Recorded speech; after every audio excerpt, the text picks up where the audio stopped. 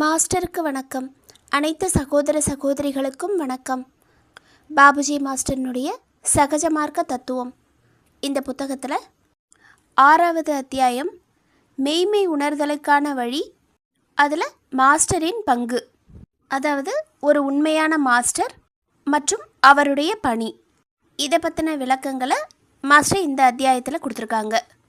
ஆன்மீக பயிற்சி அப்படின்னு எடுத்துக்கும்போது இதில் 2 அம்சங்கள் இருக்குது. ஒன்று பயிற்சி, இன்னொன்று மாஸ்டர்னுடைய உதவி. இப்போது பயிற்சி அப்படிங்கிறது ஒருத்தர் உள்நிலையில் மாற்றங்களை கொண்டு வர்றதுக்காக செய்யப்படக்கூடிய ஒன்று. அதாவது பயிற்சி அதை திறம்பட செய்கிறது ஒரு அபியாசியினுடைய பங்கு. அப்படி அதை சரிவர செய்யும்போது தெய்வீக அருள் அபியாசியினுடைய இதயத்திற்கு பாயறதுக்கு இந்த பயிற்சி உதவி பண்ணுது. அப்போது பயிற்சிங்கிறது ஒருத்தருடைய சுய முயற்சி சம்மந்தப்பட்டது. இப்போ இங்கே இந்த ஆன்மீக பாதையில் சுய முயற்சி மட்டுமே போதுமானதா அப்படின்னு கேட்டால் அது கிடையாது. அதோட கூட மாஸ்டர்னுடைய ஆதரவும் சேர வேண்டியிருக்கு.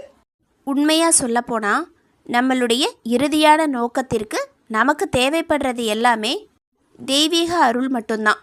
ஆனால் ஓரொரு மனிதனுக்குள்ளே இருக்கிற, அதாவது மனிதனுடைய மனதுக்குள்ளே இருக்கிற சிக்கல்கள் காரணமாக அந்த இறுதியான லட்சியத்தை சுய முயற்சியால் அடையிறது அப்படிங்கிறது ஒரு சாதகனுடைய திறமைக்கு அப்பாற்பட்ட செயல்.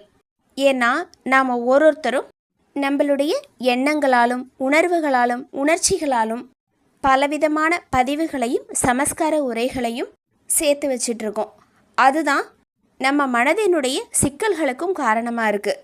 அப்போது பாறை மாதிரி இருக்கிற அந்த சமஸ்காரங்களை நம்மளுடைய சொந்த முயற்சியால் உடைச்சி எறியறது அப்படிங்கிறது நாம் ஒருத்தருடைய திறமைக்கு அப்பாற்பட்ட விஷயம். இதன் காரணமாக தான் மாஸ்டர்னுடைய உதவி இன்றியமையாததாக இருக்குது. ஆரம்ப கட்டத்தில் ஒரு அபியாசி பயிற்சியை ஆரம்பித்த அந்த நிலையில், அதாவது ஆரம்ப நிலைகளில் தெய்வீக அருள் மாஸ்டரின் மூலமாக மட்டும்தான் அபியாசிக்குள்ளே பாயுது. அப்போது அது பெரும்பாலும் மாஸ்டர்னுடைய அருள் அப்படின்னு தான் சொல்லப்படுறது. மாஸ்டரின் மூலமாக வந்தாலும் சரி, நேரடியாக வந்தாலும் சரி, 2 விதத்துலேயுமே நமக்கு கிடைக்கப்பெறது தெய்வீக அருள் தான். அந்த தெய்வீக அருளை தானே நேரடியாக பெறத்துக்கான திறனை ஒரு அபியாசி அடையாத வரையிலும் அந்த தெய்வீக அருளை ஒரு அபியாசிக்கு கொடுக்க வேண்டிய பொறுப்பு மாஸ்டருடையதாக ஆயிடுது. ஒரு கட்டத்தில், அதாவது ஆன்மீகத்தில் உயர்ந்த நிலைகளை ஒரு அபியாசி அடையும் போது அந்த அபியாசி தானே நேரடியாக தெய்வீகத்தினுடைய அருளை பெற்றுக்கொள்ளக்கூடிய திறனை வளர்த்து கொள்ளும்போது மாஸ்டர்னுடைய வேலை அநேகமாக முடிஞ்சிருது. இருந்தாலும் ஒரு அபியாசியினுடைய பாதுகாப்புக்காக மாஸ்டர் அவரை தொடர்ந்து கண்காணிச்சுக்கிட்டே இருக்கார். இதுதான் ஒரு உண்மையான மாஸ்டர்னுடைய சரியான வேலை அப்படின்னு சொல்கிறாங்க. அப்போது மெய்யுணர்வு நிலை, அதாவது இறுதி நிலை, இதை வெறும் பயிற்சியால் மட்டுமே ஒருத்தர் அடைய முடியாது. தன்னுடைய சுய முயற்சியால் ஒருத்தர் சிறிதளவு மேலே ஏறினாலும் மேலே இருந்து, அதாவது ஆன்மீகத்தினுடைய உயர்ந்த நிலையிலிருந்து வலுவாக தள்ளக்கூடிய விசையினால் அவர் அப்படியே சறுக்கி விழுந்துடுறாரு. ஏன்னா உயர்ந்த மட்டங்களில் இருக்கிற நிலை அந்த அளவுக்கு சக்தி வாய்ந்தது. ஆன்மீகத்தினுடைய உயர்மட்ட நிலையில் அபியாசிகளினுடைய ஆன்மீக முன்னேற்றம் ரொம்ப ரொம்ப மெதுவான வளர்ச்சியாகவும் ஒரு நாசுக்கான விஷயமாகவும் ஆயிடுது. அவங்களுடைய ஆன்மீக நிலை மிகவும் நளினமான ஒன்றாக, அதாவது மிருதுவாக மாறிடுது. சுய முயற்சியால் அபியாசி முன்னேறும்போது அவங்களுக்கு தெரியாமலேயே கீழ்நிலைக்கு போகக்கூடிய வாய்ப்பு ரொம்ப அதிகமாக இருக்குது. மாஸ்டர்னுடைய துணையோட போகும்போது கூட அப்படி ஒரு நிலை ஏற்படுது. ஆனால் அதை வீழ்ச்சி அப்படின்னு சொல்ல முடியாது. அப்போது இந்த இடத்துல மாஸ்டர் நமக்கு அதிகப்படியான கவனம் கொடுக்குறாரு. ஒரு அபியாசியும் அந்த மாதிரி நிலைகளில் ஜாக்கிரதையாக இருக்கணும் அப்படின்னு சொல்லப்படுறது. அப்படி ஜாக்கிரதையாக இல்லைன்னா அந்த காலத்தில் சொல்லப்படுற புகைப்பட சுருள், அதில் இருக்கிற கேமராவினுடைய லென்ஸை திறக்கும்போது அந்த மாதிரி ஒரு முறை அந்த கேமராவினுடைய லென்ஸை நாம் திறந்துட்டோன்னா படச்சுருள் மொத்தமுமே வீணாயிடும். அப்போது நாம் கொஞ்சம் கவனக்குறைவாக இருந்துட்டோன்னா ஆன்மீக பாதைங்கிறதும் போராட்டமாக மாறிடும். அதாவது ஆன்மீகத்தினுடைய உயர்ந்த நிலைகளுக்கு போகும்போது சபலம்னு சொல்லப்படுற உள்ளுக்கும் வெளியிலையும், அதாவது அகத்திற்கும் புறத்திற்கும் நடுவில் இருக்கிற போராட்டத்துக்கு நாம் இடம் கொடுக்கக்கூடாது.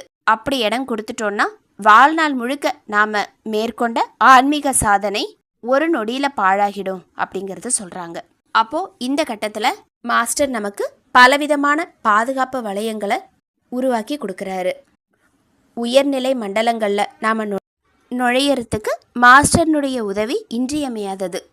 பயிற்சியை பொறுத்த வரைக்கும் அது நம்மளுடைய பங்காக இருந்தாலும் அதற்கு சரியான வழிகாட்டி அவரை நாம் நிச்சயம் தேடணும் அப்படிங்கிறத சொல்கிறாங்க. அப்போது ஆன்மீக பயிற்சியினுடைய அத்தியாவசியமான அங்கமாக மாஸ்டர்னுடைய ஆதரவு இருக்கிறதுனால நாம் தகுதி வாய்ந்த குருவை தேடி அமைச்சிக்க வேண்டியது ஒரு அபியாசியினுடைய பொறுப்பாகுது. யோக வழியான பிராணாகுதியின் மூலமாக தன்னுடைய சக்தியை அபியாசியினுடைய இதயத்திற்குள்ளே செலுத்தி இந்த உதவி செய்கிற இப்படி வழிநடத்தி செல்லக்கூடிய தகுதி வாய்ந்த குருவை நாம் தேடணும் அப்படின்னு சொல்கிறாங்க. சகஜ மார்க்க முறையில் பிராணாகுதின்னு சொல்லப்படுற செயல்முறை மூலமாக தெய்வீக அருள் அபியாசியை நோக்கி திருப்பி விடப்படுது. அப்போது உண்மையான விஷயம், ஒரு அபியாசியினுடைய முன்னேற்றத்திற்கு பிராணாகுதியால் மிக குறைவான காலத்திலேயே என்ன செய்ய முடியுமோ அதை அந்த அபியாசி சுயமாக மேற்கொள்ளக்கூடிய முயற்சியாலையும் பயிற்சியாலையும் 10 வருஷம் ஆனால் கூட அடைய முடியாது. அப்போது நம்மளுடைய ஆன்மீக பாதையில் பிராணாகுதியினுடைய முக்கியத்துவம் முதன்மை வாய்ந்ததாக இருக்குது. பிராணாகுதியின் மூலமாக நமக்கு உதவக்கூடிய வல்லமை மிக்க மாஸ்டர் ஒருத்தரை இறைவனுடைய அருளால் நாம் பெற்றுட்டோம்னா காலம் காலமாக பல பிறவிகளாக கடுமையான உழைப்பை கொடுத்து நாம் அடையணும்னு விரும்புகிற அந்த இறுதியான நிலையை எளிதாக அடைய முடியும். அப்போது அப்படிப்பட்ட ஒருத்தரை நாம் வழிகாட்டியாக தேர்ந்தெடுக்கணும். அந்த மாதிரி ஒரு வழிகாட்டி கிடைக்கிறது அபூர்வம்தான் அப்படின்னாலும் நிச்சயமாக இருக்க தான் செய்கிறாங்க. சரியான ஆர்வத்தோட அவரை உண்மையான விதத்தில் தேடினா நிச்சயமாக அப்படிப்பட்ட ஒருத்தரை நம்ம கண்டுபிடிக்கலாம். அந்த காலத்தில் சில மகரிஷிகள் சொந்த முயற்சியாலேயே கடவுளை நேரடியாக சரணடைந்து பூரணத்துவத்தை அடைஞ்சிருக்காங்க. ஆனால் இந்த மாதிரி உதாரணங்கள் ரொம்ப ரொம்ப கம்மி தான். இந்த வழியில் போகிறவங்களுக்கு அது கடுமையான வழியாக தான் இருக்கும். ஆபத்தான பல இடையூறுகள் அவங்களுக்கு ஏற்பட்டிருக்கும்.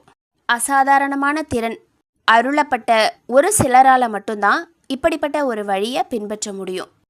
அப்போது கடவுளுக்கும் மனிதனுக்கும் இடையே இருக்கிற இணைப்பு நிச்சயமாக மாஸ்டர் தான். அவர் மூலமாக மட்டும்தான் நாம் கடவுளை அடைய முடியும். வழியில் இருக்கக்கூடிய சிக்கல்களில் இருந்து நம்மளை விடுவிக்கக்கூடிய ஒரே சக்தியும் நம்மளுடைய குரு தான். அப்போது அப்படிப்பட்ட வழிகாட்டி, நாம் தேர்ந்தெடுக்கக்கூடிய வழிகாட்டி சிறந்த தகுதி உள்ளவராகவும் தாங்கிட்ட இருக்கிற அசாதாரணமான சக்தியால் ஒரு பார்வையாலேயே எல்லா சிக்கல்களையும் தீர்த்து வைக்கக்கூடிய தகுதி பெற்றவராகவும் நிச்சயமாக இருக்கணும். ஆன்மீக வாழ்க்கையில் குருவினுடைய பணி மிகவும் முக்கியத்துவம் வாய்ந்தது, மதிப்பிட முடியாத ஒன்று.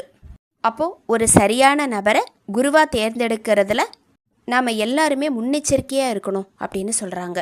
இதில் நாம் ஒரு சின்ன தப்பு பண்ணிட்டோம் அப்படின்னா பல நேரங்களில் அது மிகப்பெரிய ஆபத்தில் கொண்டு போய் விடலாம். உண்மையிலேயே கடவுள் மட்டும்தான் உண்மையான வழிகாட்டி குரு. நாம் எல்லாருமே அவர்கிட்ட இருந்து தான் அதாவது சக்தியை பெற்றுட்ருக்கோம். யார் ஒருத்தர் தன்னுடைய இதயத்தை தூய்மையான நிலையில் வச்சிட்ருக்கிறாங்களோ அவங்களுக்கு மட்டும்தான் அந்த ஒளியாகப்பட்டது இதயத்துக்குள்ளே வர்றதை உணர்றாரு. உலகாதாய விஷயங்களில், அதாவது பொருள் சார்ந்த சிக்கல்களில் அதிகமாக மூழ்கி இருக்கக்கூடிய ஒரு சாதாரண மனிதர் தெய்வீக அருள் தனக்குள்ளே நுழையிறத உணராத நிலையில் இருக்கிறாரு. அப்போது இந்த மாதிரி மதிமயங்கிய நிலையில் இருக்கக்கூடிய ஓரொருத்தருக்கும் உதவி செய்யறதுக்காக தான் நம்பக்கூடியே இருக்கிற சக மனிதர், அதுலேயே ஆன்மீக பாதையில் உயர்ந்த நிலையை அடைந்த திறமை வாய்ந்த ஒருத்தர் நமக்கு தேவைப்படுறாரு. உலகாதாய விஷயங்களில் மூழ்கி இருக்கக்கூடிய நம்மளை அவர் தன்னுடைய திறமை மூலமாக, தன்னுடைய சக்தியின் மூலமாக சரியான வழிக்கு கொண்டுட்டு போகிறாரு. நம்மளையும் கடவுளையும் இணைக்கக்கூடிய பாலமாக செயல்படுறாரு. அப்போது அப்படிப்பட்ட மகா சக்தியோட நாம் ஒவ்வொருத்தரும் அன்போடையும் ஈர்ப்போடையும் நம்மளை அவர்கிட்ட இணைச்சிக்கணும். இப்போ நாம் அவரை பற்றி எந்த விதமான பாவனை வச்சிருந்தாலும் பரவாயில்லை, அவரை நாம் எப்படி வேணாலும் கூப்பிடலாம். ஒரு வழிகாட்டினோ, குருனோ, மாஸ்டர்னோ, இந்த மாதிரி எப்படினாலும் நம்ம கூப்பிடலாம். நாம் விரும்பக்கூடிய எந்த பெயர்லையும் அவரை அழைக்கலாம். நண்பனோ, மாஸ்டர்னோ, வேலைக்காரனோ, இந்த மாதிரி எப்படி அழைக்க விருப்பப்படுறோமோ அப்படி அழைக்கலாம். எப்படி கூப்பிட்டாலும் அவர் சேவை, தியாக உணர்வோட பணி செய்யக்கூடிய உதவியாளர், ஆதரவாளராக மட்டும்தான் அவர் நமக்கு இருக்கார். அந்த குரு உண்மையிலேயே உண்மையான ஆன்மீக நாட்டமுடையவங்களை மேலே உயர்த்துறாரு. ஒருத்தங்களுக்குள்ளேயும் உறைஞ்சி கிடக்கிற அந்த ஒளியை பிரகாசமடைய செய்கிறாரு.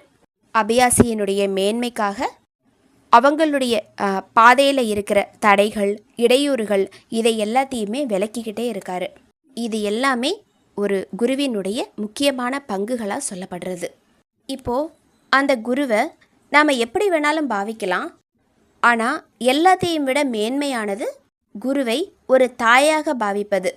இது ஒரு சீடனுக்கு பொருத்தமானதாகவும் அவனுடைய ஆன்மீக வாழ்க்கைக்கு அனுகூலமானதாகவும் இருக்கும் அப்படின்னு சொல்லிட்டு மாஸ்டர் சொல்கிறாங்க.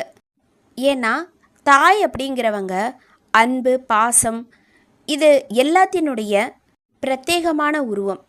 ஒரு தாயினுடைய இதயம்தான் தன்னுடைய மகனால் ஏற்படக்கூடிய தொல்லைகள், துன்பங்கள், இதை எல்லாத்தையுமே பொறுமையாக சகிச்சுக்கிட்டு அவனுடைய சுகத்துக்காகவும் மகிழ்ச்சிக்காகவும் தான் செய்யக்கூடியதை அதை பற்றி மட்டுமே சிந்திச்சிட்ருக்க முடியும். ஒரு பையன் ஒரு அம்மாவுக்கு என்ன தொல்லை கொடுத்தாலும் அவனுடைய நன்மைக்காக மட்டுமே அந்த தாய் எப்போவுமே யோசிச்சுட்ருப்பாங்க. அதே மாதிரி தான் சீடனுடைய ஆன்மீக தாயான குரு.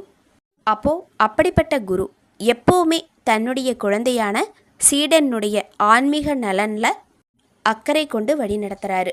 இப்போது குருவுக்கு நம்ம மேலே இந்த அளவு அக்கறை இருக்கும்போது குருவோட நெருங்கின தொடர்பு கொண்ட கடவுளினுடைய கவனமும் நம்ம மேலே ஆட்டோமேட்டிக்காக திருப்பப்படுது.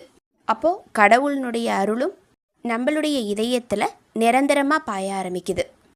தாய் செய்யக்கூடிய பணியும் உண்மையான குருவினுடைய பணியும் கிட்டத்தட்ட ஒரே மாதிரியாக இருக்குது. ஒரு தாய் தன்னுடைய வயிற்றில் இருக்கிற கருப்பையில் தன்னுடைய குழந்தைய சில மாதங்கள் சுமக்கிறாங்க. அதே மாதிரி தான் குருவும் கூட தன்னுடைய ஆன்மீக குழந்தைய மனமண்டலத்தில் சிறிது காலம் வைக்கிறாரு.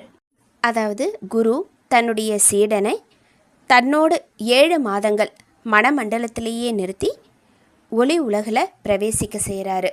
இது குருவினுடைய வாழ்நாள் மற்றும் நம்மளுடைய வாழ்நாளுக்கு தான் இப்படிப்பட்ட ஒரு விஷயம் நடக்குது. இந்த மாதிரி ஒளி உலகில் பிரவேசிக்க செய்யறதுக்கு 7 மாதங்கள் தான் ஆகும் அப்படின்னு சொல்லப்படுறது. இந்த காலத்தில் சீடர் கருப்பையில் இருக்கிற ஒரு குழந்தை மாதிரி தனக்கு தேவையான சக்தியை குருவினுடைய எண்ணங்கள் அப்படிங்கிற ஆன்மீக அலையிலிருந்து உறிஞ்சிக்கிட்டு வளர்ச்சி அடைகிறாரு. காலம் கணியும் போது சீடர் ஆன்மீக உலகத்தில் பிறப்பெடுக்கிறாரு. இதை ஆன்மீக சத்துவம் அப்படின்னு சொல்கிறாங்க, ஸ்பிரிச்சுவல் என்டைட்டி. ஒரு ஆன்மா பல கூறுகளாக பிரியும் தன்மை கொண்டது அப்படிங்கிறத லாலாஜி மாஸ்டர் வெளிப்படுத்தியிருக்காரு. இதற்கு பின்னாடி தான் ஒரு சீடனுடைய சொந்த ஆன்மீக வாழ்க்கை தொடங்குது. ஒரு உண்மையான பக்தன் அப்படிங்கிறவர் எல்லாத்தையுமே ஏற்றுக்கிட்டு எதை பற்றியுமே கவலை கொள்ளாத ஒரு சரணாகதி நிலையில் வாழ்க்கையே நடத்திட்டு போவார். அப்படிப்பட்ட ஒரு சரணாகதி நிலையில் அன்பு, மரியாதை, நன்றி உணர்வு இது மட்டும்தான் நிறைஞ்சு இருக்கும். ஆனால் அன்பு குறித்த எந்த கருத்துமே அங்கே இருக்காது.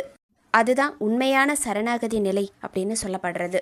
அப்போது இந்த ஆன்மீக சத்துவமாக பிறப்பெடுக்கிறதுக்கு ஒரு சீடன் தன்னுடைய எல்லா உடைமைகளையும் குருவிக்கே சமர்ப்பணம் செஞ்சு தன்னுடைய குருவினுடைய மனமண்டலத்தில் அடியெடுத்து வைக்கும்போது அந்த சீடனை மேன்மையான ஒளி உலகத்தில் சேர்க்கிறதுக்கு 7 மாதங்களே ஆகுது.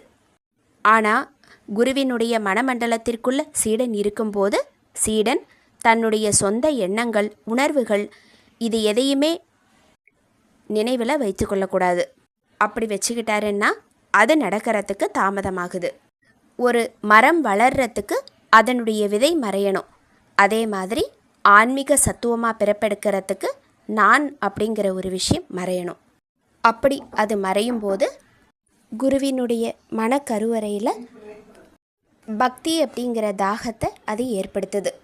அந்த பக்தியாகப்பட்டது அன்பு நிறைந்ததா, மரியாதைக்குரியதா, நன்றி உணர்வோட நிலை பெற்று இருக்கும்போது ஒரு புதிய சத்துவம், அதாவது ஆன்மீக சத்துவம் ஒளி உலகில் பிறப்பெடுக்குது. அது நம்மளுடைய சுய சத்துவம்தான். அப்படிப்பட்ட தெய்வீக சத்துவத்தை, அதாவது நம்மளுடைய சுய சத்துவத்தை பெறத்துக்கு, சுயமான தெய்வீகத்தை பெறத்துக்கு அனைவரும் முன்னேறணும் அப்படின்னு சொல்கிறாங்க. அப்போது மாஸ்டர் அவருடைய மனக்கருவறையில் ஒரு அபியாசியை தக்க வச்சுக்கிறதுக்கு தேவைப்படக்கூடிய முன் நிபந்தனை என்ன அப்படின்னு சொல்கிறாங்கன்னா, ஒத்துழைப்பு, கீழ்ப்படிதல், அன்பு, மரியாதை செலுத்துவது. அதே நேரத்தில் அபியாசி வேறு எந்த விஷயத்தையுமே பிரதிபலனாக அடையணும் அப்படிங்கிற எண்ணம் இல்லாமல் அன்பிற்காக மட்டுமே அன்பு செலுத்தணும், மரியாதைக்காக மட்டுமே மரியாதை செலுத்தணும். சுயமான விருப்பமோ ஆசையோ இங்கே இருக்கக்கூடாது. எதிர்பார்ப்பு, கோரிக்கை இது எதுவுமே இங்கே இருக்கக்கூடாது. நம்மளை சமர்ப்பணம் செய்யக்கூடியதனுடைய உண்மையான அர்த்தமும் இதுதான். இந்த மாதிரி ஒரு குருவினுடைய நிலை தாயினுடைய நிலை மாதிரி இருக்கிறத நம்ம பார்க்கலாம். அப்போது ஒரு குருவை ஆன்மீக தாயா நாம் என்றது ஆன்மீக வாழ்க்கைக்கு முக்கியமான அம்சங்களான அன்பு, பக்தி, சரணாகதி இதை நமக்குள்ளே வளர்க்குறதுக்கு உதவி செய்யுது. தன்னிலை உணர்தலுக்கான ஆன்மீக பாதையில் நம்ம போகும்போது ஒரு குருவினுடைய தேவை என்ன, அவருடைய பங்கு என்ன அப்படிங்கிறத பற்றியும், குருவினுடைய குணாதிசயங்கள் எப்படி இருக்கணும் அதை பற்றியும், அப்படிப்பட்ட குருவை நாம் எப்படி பாவிக்கிறது நம்மளுடைய ஆன்மீக வாழ்க்கைக்கு பொருத்தமாகவும் அனுகூலமாகவும் இருக்கும். மாஸ்டர் இந்த பகுதியில் பல விளக்கங்கள் கொடுத்துருக்காங்க. ஒரு குரு கிட்ட தீட்சை பெறுறதுக்காக ஒரு இளைஞன் போகிறான்.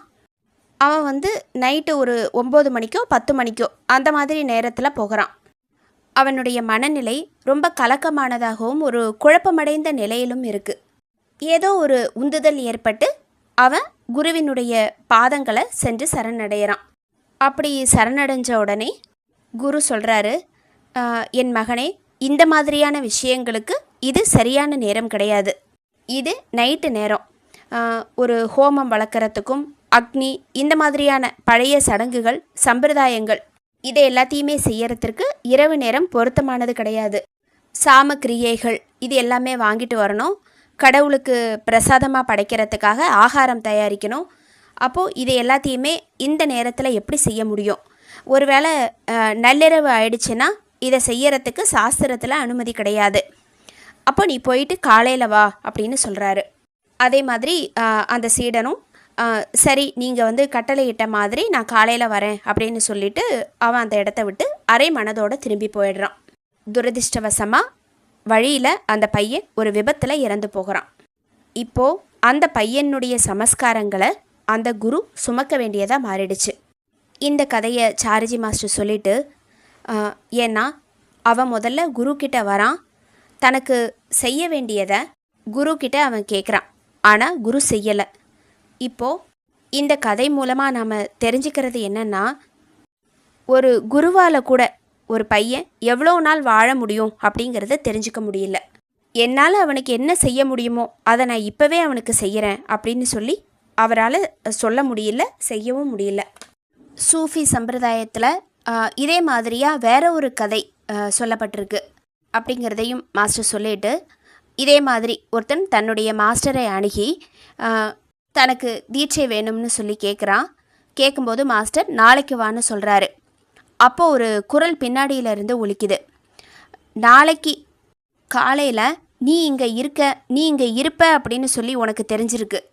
அப்போது இது உன்னுடைய மாயை, அந்த மாயையில் நீ கடவுளாக இருக்க. அப்படி இருக்கும்போது நீ எப்படி ஒரு சீடனை தயார் பண்ண முடியும்? அவனை நீ மறந்துரு அப்படின்னு சொல்லுது. அப்போது நாளைக்கு அப்படிங்கிற ஒரு விஷயத்தை நாம் முழுசாக தள்ளி போடணும் அப்படிங்கிறத தான் இங்கே சொல்கிறாங்க. உண்மையான விவேகம்னா என்ன அப்படின்னு சொல்லி பாபுஜி மாஸ்டரை பல வருஷங்களுக்கு முன்னாடி நான் கேட்டபோது, அடுத்த நொடியிலேயே இறந்து விடுவீர்கள் என்பது போல் வாழுங்கள் அப்படிங்கிற ஒரு அற்புதமான விடையை அவர் கொடுத்தாரு. அடுத்த நாளோ அடுத்த ஆண்டோ கிடையாது, அடுத்த நொடி. இந்த வகையில் தான் நாம் நம்மளுடைய வாழ்க்கையை நடத்திட்டு போகணும். அடுத்த கணம் நாம் உயிரோடு இருப்போமா அப்படின்னு சொல்ல முடியாததுனால, எதிர்காலத்தை உறுதி செய்யக்கூடிய வகையில் என்னால் எதை செய்ய முடியுமோ அதை இந்த நொடிப்பொழுதே செய்யணும்.